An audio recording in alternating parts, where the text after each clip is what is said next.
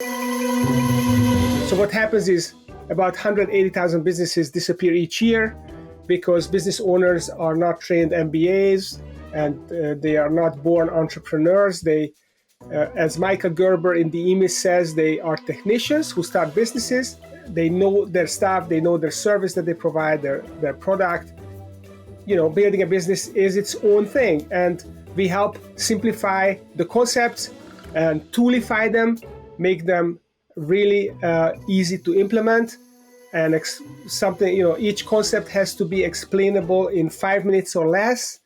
and then we work with the leadership teams to implement those concepts in their businesses, and then it helps the business grow, to become more profitable, to have an engaged workforce,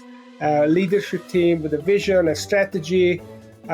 executing it, becoming highly profitable, and digging a moat around the business.